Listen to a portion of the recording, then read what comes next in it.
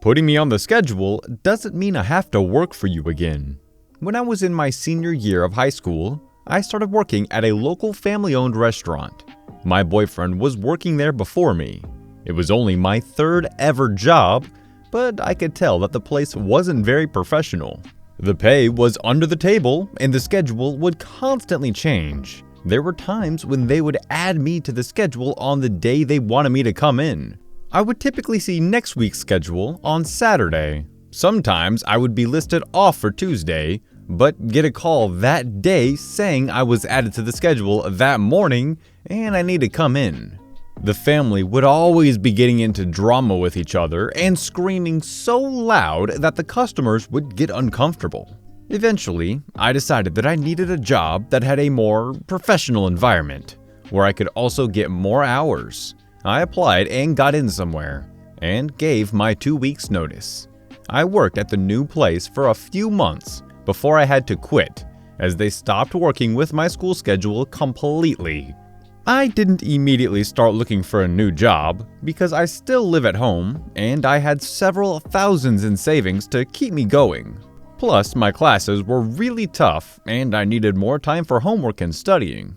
My boyfriend was still working at the restaurant at the time, and one of the waitresses, part of the family that owned the restaurant, we'll call her Lindy, asked him how I was liking that new job. He told them that I had quit because they couldn't work with my class schedule.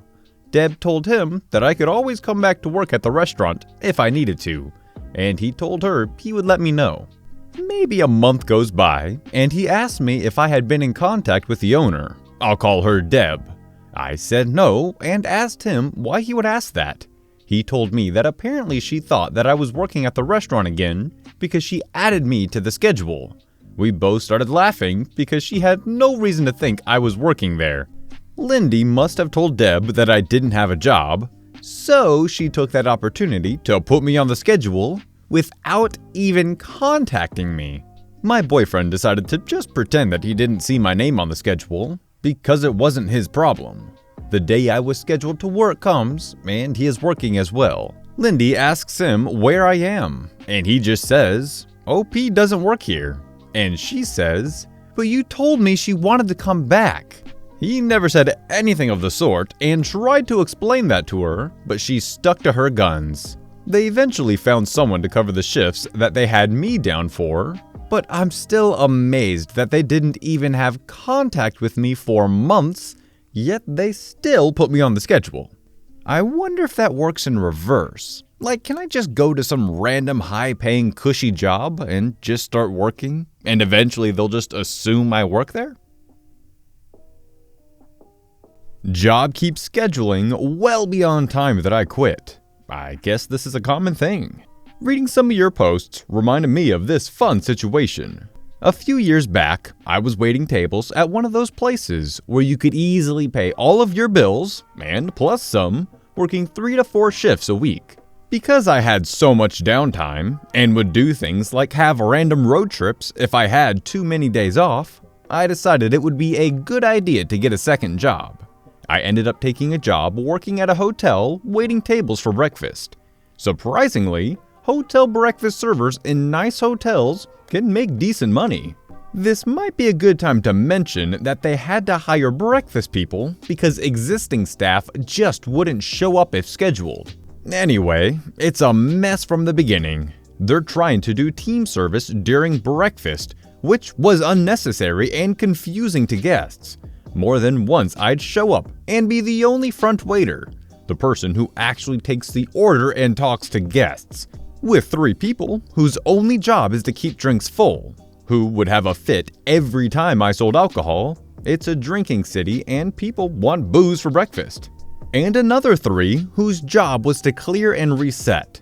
Completely unacceptable on a Saturday morning in a full hotel. Eventually, I was over it and turned in my 2 weeks notice. The schedule comes out for the week after I'm supposed to be done, and I'm on it. I talk to the manager and remind him that I turned in my notice and I'm scheduled past my last day. I agreed to work that week, but that's it. Next schedule, same thing, same conversation. 3rd week rolls around and I'm over it. I remind all managers that my last day was 2 weeks ago and advise them to look at the schedule.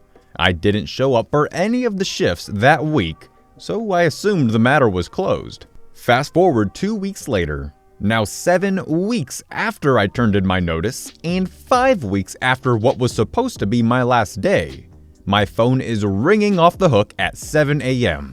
It's one of the managers, is desperate and trying to call me in. I remind him that I quit over a month earlier. Turns out that not a single front waiter showed up, and the small army on the floor was incapable of doing anything beyond pouring a coffee or grabbing a juice. Things I told them about as part of my reason for leaving. I just told him, sorry, I don't work there, and it's not my problem, and hung up. Never heard from them again after that. God, it's so frustrating when you have to hire someone just to fill drinks. Wouldn't it be nice if we could just hire an all-in-one person who could do everything from filling the drinks to filling out food orders to giving them the food? God, if only such a person existed, they would have a job of just waiting on people. We could call them something crazy like, I don't know, waiters. The baby boomer boss you all feared. TLDR, skip to the fun part. I was the tech girl for a crazy baby boomer boss, Deborah, who believed that if she typed in her password incorrectly and it asked for it again, the government was spying on her and we had to shut down everything. All of the computers in the office. I got paid by the hour and she wouldn't listen to explanations, so fine. I did everything technology related for her for 2 years. But for this story, you need to know I built her website. I gave her a 3 months notice of when I was leaving because it was a small business and me leaving would be a huge hit. 3 months was for her to find a new tech person and cope with losing me emotionally. She was extremely attached. She wanted to write me into the will, and I was the daughter she never had, etc. I empathized with her, but she was an extremely toxic person. I leave on the expected date, and she has done 0 interviews for a new tech person. In the first weeks of my leave, I would take her calls, but she still owed me over $1,000 and was asking for me to just pop in, grab $60, and fix something up since I was already there.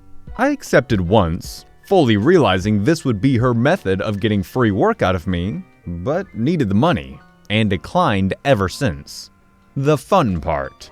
1 month out and I'm getting non-stop calls, multiple a day from my old boss. She seems to have forgotten I had quit. Voicemails range from a cooing voice saying, "Okay, sweetie, this is a fun vacation, but I can't wait for you to get back," to a high stress and annoyed, "Okay, this isn't funny. The website is crashing, the guy on the phone doesn't know what to do. You have to come back here and fix this and make a new one while you're at it for another company I have. Call me back now." I almost thought that I didn't properly tell her I was quitting, but I did.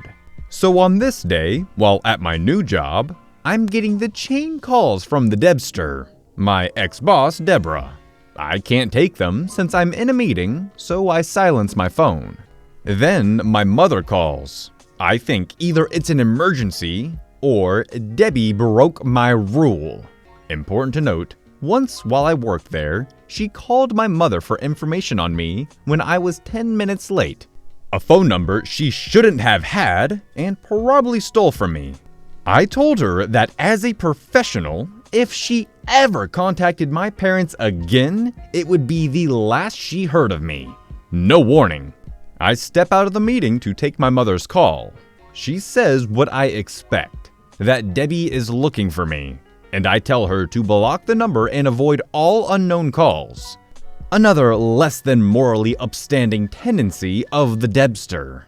I refuse to pick up any more calls. I put her ringtone on silence, and all the messages get progressively more psycho.